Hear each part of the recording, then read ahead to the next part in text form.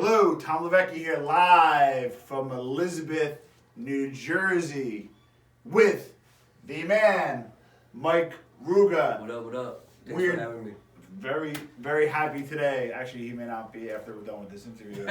So we're we're actually going to do a special edition of the New Theory Podcast video. Ask Mike Ruga anything. Let's get it going. All right. Ready, ask me anything. All right, so let's start. So you are an up-and-coming, right? An up-and-coming. You're at 60-some thousand followers on Instagram. Have you ever bought followers? Nah, never. But they did come up to me offering me to. You ever bought video likes, video nothing? I'm not gonna lie, it's tempting because for some reason they're cheap. Yeah. So, nah, but it's tempting. But I'd rather just. I'm now looking back. They offered me when I was at like 9,000. So looking back now where I'm at, I'm kind of happy that I did it. Okay. And I took the hard way. Smart. Now you also did a few stunts, hanging on cars, this and that. Yeah. I'm still recovering from that shit, yo. I'm like bruised up still. Well, that's what I want to ask you. Were you ever a lot more hurt than you let on during and which one? I think I did three. One where I did a regular one in the snow. Yeah. Wind blowing crazy. The second one was a sled. Yeah, that had to hurt. And the third one was a top of the car. Out of those three, I would say,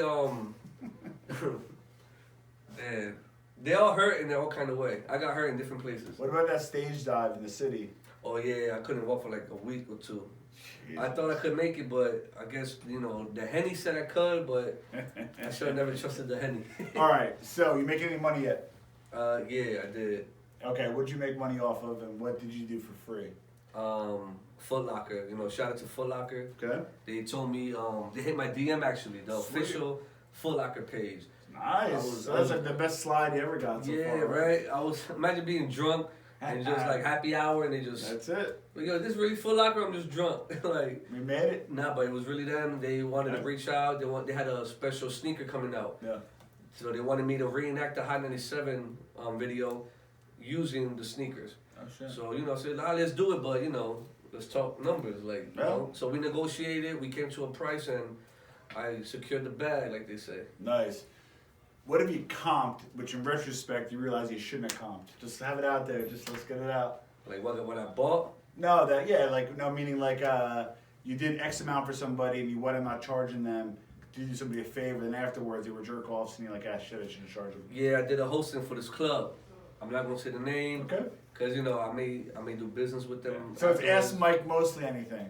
I'll say the name, but it's gonna fuck up my. Actually, the reason why, cause the owner of that club that fucked me over apologized. Okay, we don't want to fuck up your. He's gonna make it up to me. So, all right. But it was before that happened. The price went down. I charged him less, and when I got there, he said he was gonna pay me afterwards. Which I normally don't do. Yeah. It's up front or I'm not walking in. That's it. But we had a little relationship, so I was like, all right, cool, pay me afterwards. Okay. Typical shit. He got drunk, forgot, and he left Yeah, early. he forgot. Yeah, my ass he forgot. And he left early. So I'm there and I'm like, damn. So talking to his assistant, like, where is he? And where's my money? He called him, they didn't pick up. So I already knew where that was going. So instead of me waiting there for like an hour or two, I just said, you know what, I'm leaving, but tell him to call me. Got it. And then that He called stiffed you completely? Huh? He stiffed you completely? Yeah, I didn't get not half, not nothing, not full, no. So now that you got a little something going on, now he reached out and. Now he reached out, Right. but that was before the whole. You gonna hit him up retro from $1, or you just gonna let it slide? Nah, now I need it all up front. Alright. Yeah, now there's a little interest in it now. All right, so you had something go viral worldwide. So for those people that didn't see the initial podcast, we'll get it over to you. His podcast went up that day. Literally got like 5,000 views in one day. What's your strategy? Was your strategy like, are you on plan and like this is all expected and now you're executing, or you're like, oh fuck, I'm like way ahead of this shit. I don't know what the fuck I'm doing. I'm still trying to figure this out. Where are you at versus how you expected all this to fly? Because I knew you were gonna pop. That's why I would reach out to you. But how you doing versus how you expected? Well, from the beginning when I Yeah, started. you had a plan. You had an idea, I'd assume, right? Yeah, I did, but I didn't think it was gonna happen that quick. Yeah. I thought it was gonna take a year, 2 Yeah. years, 3 years. But the way the internet is Yeah. nowadays, like anything can happen. And that's basically happened with High 97. Well, first I went viral from the 7-Eleven. Yes. The classic video, I walk in, Yes. dancing, got choked out. He had, well, not like that, but a little better. But that went viral. That's But the Italian version. the Italian version. That went viral, so I'm like, oh, that's cool, you know. It got me where I wanted to be, I thought at the time. But then with the whole High 97 shit, like, it took me to a whole nother level. Oh, you went worldwide. Yeah, I wasn't expecting none of that, you know, and it just went perfect. So now it's like I'm halfway in there. I got celebrities DMing me. I got different other people reaching out. I got like 30, 40 podcasters reaching out. Sweet. So it's like, you know, I'm just saying yes to everything. I'm like, I'm hungry. This is what I'm here for. All right, now, so you're at a point where in the business world we call it critical mass. That's where you're at now, where you're just about to pop. Yeah. You're raising prices. What are you doing business-wise? Yeah, everything. I'm raising prices when it comes to skits, promos. I'm doing a lot of more serious skits now. No. Cause some of them was like, Where you deliver a baby? Like, what are you doing? Like, the fuck? I might report live and a woman reports right here in Trinidad. Little Mike. Even though I might get kicked out for that bid. But I mean, you know, it has to be something crazier now, like to entertain. You know, you thought like the hood of the car was crazy. Now it's like I gotta match that just to entertain people. Like You're gonna keep chasing. Yeah, so it's like I gotta do way more crazier like Jackie Chan skits. All right, so let's make this interesting. So you're starting to get somewhere. Any girls starting to slide in? Have you banged anybody that DM'd you? Walk us through that. Come on, man. Let's go. I mean, damn, bro, you This is Ask Us Anything. I bet she watches this. She'll know I'm just a groupie now. That's it. And well, I mean, yeah, people. I mean, like, I never knew how much girls like to laugh until my shit popped off. So, I made a few friends. Yeah. All right. Ask Mike mostly anything, but we'll leave it at that because we know you're a gentleman. Like 50 said. Oh, who was it? Lloyd Banks. Yeah. Hell yeah, fuck fans. Your favorite rapper does too. I'm gonna just say that. That's how you're gonna be. Yeah. That's So what I'm saying. All right. So what's next? So you talk about the high plateau. I mean, listen, I don't want to bullshit you. Mm-hmm. Are you worried you peaked? You hit Diddy, I think Snoop Dogg, Shade Room. I'm worried if I peaked. Yeah, a little bit, like almost like too quick. Did you shoot a little too quick and it's like, ah, fuck, now what? Or you got shit. So yo, I'm not gonna lie. I mean, I did get that feeling. Yeah. Like, damn, I do get that. Like, so now like you bang the hottest chick in the room. Now there's nowhere to go. You know? Yeah, like I don't want to be a one-hit wonder.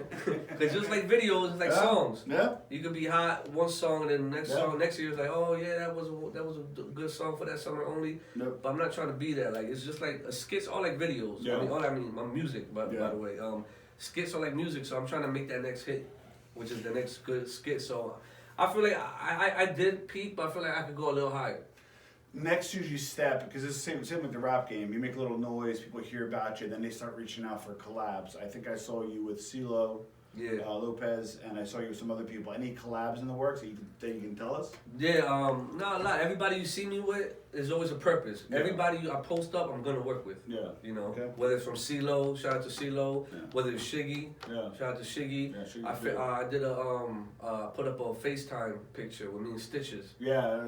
You know, so I'm gonna work with him. I'm working with everybody. You know, it's nothing impossible. You know, you never know. Did he posted me? I may fuck around and do a video with him one day. You never know. What do you look like in 5 years? Like you want to start making, like you said, secure the bag. What are you going to specifically do, and what does that look like? Well, the whole plan is to be consistent, as I've been trying to do. Yeah. And also, like you said, secure the bag, but have it come residual. Yeah. To the point where it's coming in every other month, every other 2 weeks. But to do that, you just gotta keep working.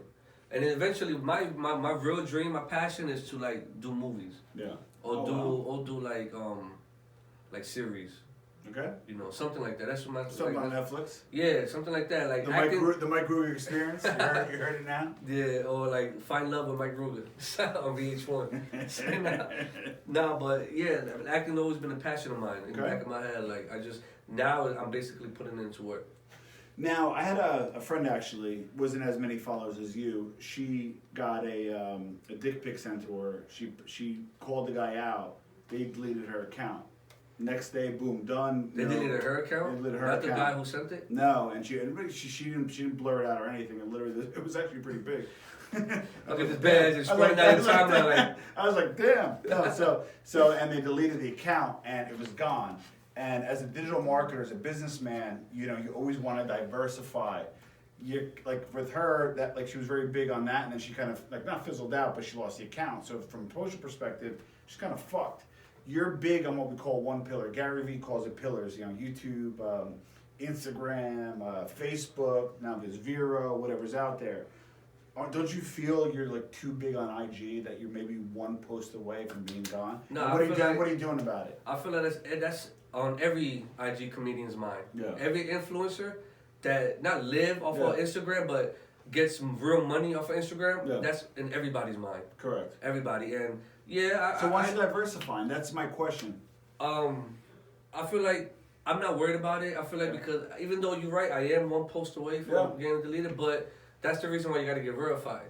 Okay. And I'm in the works of getting it verified. Okay. I already had people reach out to other people who knows people. You're from Elizabeth. That's how it works in Elizabeth. A guy who knows a guy who knows a guy That's it. that works for Instagram. So it's like, my shit will be, I'll get that blue check soon. You'll come properly. Yeah, but before the blue check, I think about it every day.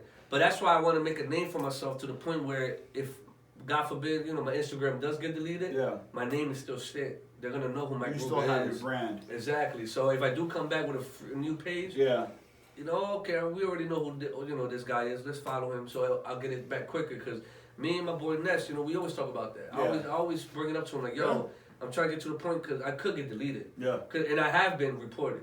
There's times where I wake up and says, your last video has been reported.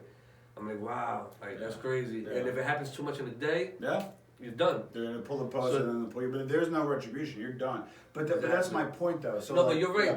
It sucks because it did kind of water me. Yeah. Because before this whole Instagram shit, when I only had like 5,000 followers or 4,000, I used to post crazy shit. Yeah. And it wouldn't get reported. Yeah. Now I post something. There's a target on your back. I want to post it, but I'm like, fuck, I gotta remember. Yeah. And you're right about that. It sucks that I gotta be like that, but that's just how the game is. Well, so you're at the end of the day, you're a comedian, right? Yeah. And your platform, like we talked about, your pillar right now is IG. Yeah. Why not? You should have a YouTube. Like if you did what you did on YouTube, meaning if your stuff went viral, you could have monetized that and you would have made money. If you got 1 million views, you could have made like $3-4 grand just off of that. Versus Instagram, they're not paying you. You're the product. Right. You know what I'm saying? And you're not compensated. So when you talk about residuals, why not go over to a medium like YouTube?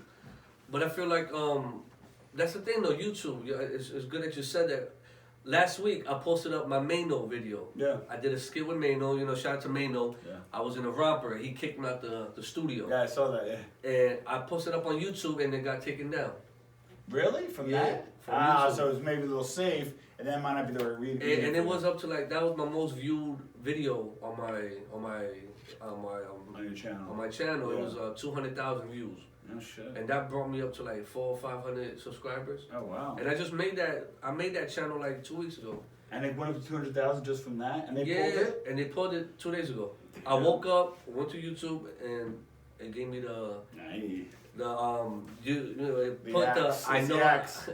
know why I got pulled, and it said it was against YouTube guidelines. So I'm like, wow, even YouTube now. Got it. So now they took it down. So now it's like, So now that you said that, it's like I feel like I'm not safe anywhere. Yeah. I go on Instagram, deleted. I go to YouTube, it's deleted. So it's like Twitter now. So are you outside of Facebook? Are there any new social mediums or new platforms or any other stuff you're working on, or are you just legit just staying in your lane? I'm trying to hit everything. I got everything: Facebook, Snapchat, Twitter, Instagram, Tumblr.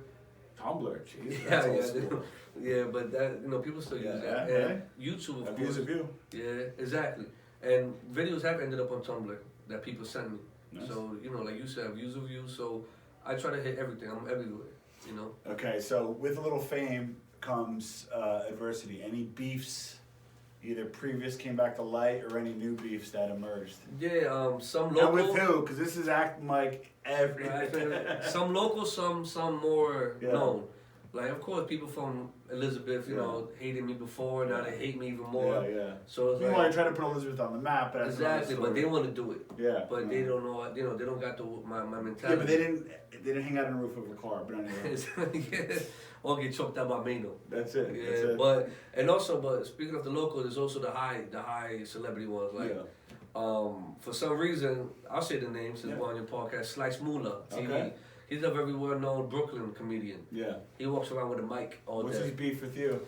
He said I stole the mic idea from him. Nah, that's not. Yeah. You know, and even if I did, Yeah. it's not about who did it first. It's who's doing it better. Correct. I think Jay-Z said that, and it's true. Let's just say I did steal it from him, right? Yeah. I saw it one day. Now we're quoting Hove. Okay. There we Yeah. go. So now I saw him. Well, that's funny. Yeah. But his mic was all trashy. You know, Yeah. it had nothing. Just one Yeah. typical Shure 49 mic. Yeah. Promoting him now. Yeah. Little quick promo and a little carton like a rubber mic with his little face on it. Remember Howard Stern back in the day? Yeah. Stuttering John. Yeah. Actually, that was kind of the original. I've heard in that. your mic in your face. I heard that. You want to go old school? Yeah, and, if you want to know. say I took it from you. You took it from And Howard Howard Stern. Stern's still around, so you can't Exactly. Say, yeah, so. So I'm like, bro, I could do it way better. Like, Yeah. let's just say if I did, I could do it. So, you know, I pimped out my own mic. And, you know, I did something different, you know. I went around the hood, too, because I live, you know, I'm not from Brooklyn, but Elizabeth's a hood. And, you know, he DM'd me. He was like, yo, you stole my mic. Jesus. And it's okay. You're not gonna get nowhere with that.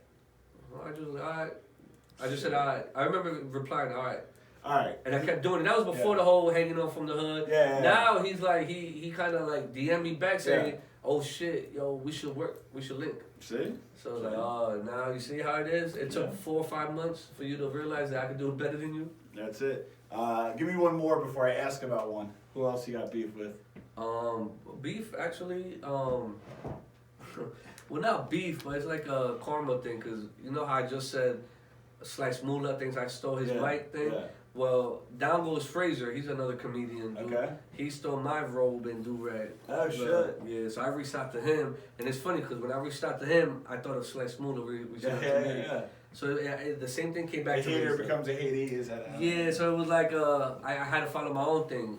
It's not about who did it first, who could do it better. So what he did was funny. Yeah, that's a little more specific though. The do-rag and the robe is more specific. Yeah, it is. I don't know anybody who did that, but yeah, but what he did was funny. I give him that, so he could have that. But I'm still. I don't know if it was just a one video thing. Yeah. But I think I seen him like 4 more doing it with the do-rag, and I'll give credit where it's due. Yeah. It was, even though he stole my shit. Yeah. It was funny. Got it. I laughed. So it was like, do your thing. Because if I did it to other people, Yeah.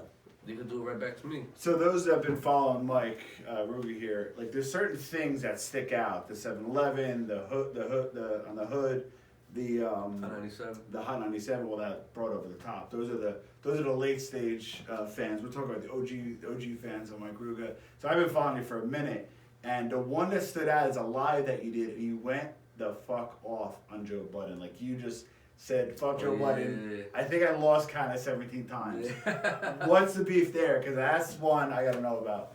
Oh, what the Joe Budden shit is, he was born and raised in New Jersey. Yeah. And He lives in Montclair, doesn't he? yeah, now he does. Yeah. Well, originally he's from Jersey City. Ah, okay. Yeah. But he after getting ran out of Jersey City, he never really helped us. Yeah. As like people from New Jersey. Yeah. He was at one point back in the early 2000s, he had a platform where he could have helped a lot of people from New Jersey. Of course. Whether it was rappers, comedians. Yeah. And I feel like people from New Jersey, like if you're from New Jersey and you got that big platform, why not help other people from New Jersey out? Yep. New York people do it all the time. That's how it is. From Big Pun, helped Yeah. out Fat Joe. That's right. From 50, helping out G Unit. From, Yeah. Dipset. So it's like Yeah. everybody helps out everybody. Like That's New right. York was like, Yeah. came together. That's right. So New Jersey don't really have not as much as people from New York. Yeah. We got Queen Latifah. Yeah. We got Lauryn Hill. Lauryn Hill. Redman. Yeah. We even got Bruce Springsteen. But you had a platform for us ghetto people to help us. Yeah. And he really didn't put nobody on the way he should. Got it. And not only that, it's not only with me, but it's for everybody. Yeah. It's like a lot. Now he's different. Now Yeah. he's kind of like now he's older. Yeah. Now he helps people out. Oh, he But- got that revolt money. Now he's trying to do the right but you thing. should have done it years ago when you actually had the big platform, because nobody's really looking for you no more, music-wise, as Yeah, that's before. right. When the whole Pump It Up song came out. So it's like, that was my beef with him, and I met him at a battle event. Yeah. And I approached him, like, yo, let's do a skit. Yeah. He said no. So I'm like, all right. So if Mano's down to do one, T Grizzly's down to do Yeah. one, these people that are way more popping than you, why can't you do one? Yeah. And we're both from Jersey. Yeah. Mano's from New York. Mano, let's do a skit. Yeah. Come to New York. And Went, did it. It was love. He posted it. Worldstar posted it. So when I asked Joe Budden one day, yo, let's do a skit. Yeah. He said, nah, I'm good. Hey, So I was like, you good? I'm like, all right. that's interesting. And that was it. So that's the Jersey love, I guess, that we show each other. Now you're starting to pull people up, like I follow Shotgun Shug and like a few other guys that Yeah, recorded, shout out to Shotgun like Shug. just That's my legit, man right like there. legit some people that I didn't know that I follow now. Who are some of the people that Mike Ruger's now bringing up now that you have a little bit of a platform? Give some quick shout outs. Well, Shotgun Shug, I didn't bring him up. He No, what I'm basically saying is that brought me, I'm like Oh, yeah. I didn't Oh. know about him. Like I, like, some people that yeah, might I have been get turned you. on to him. No, besides,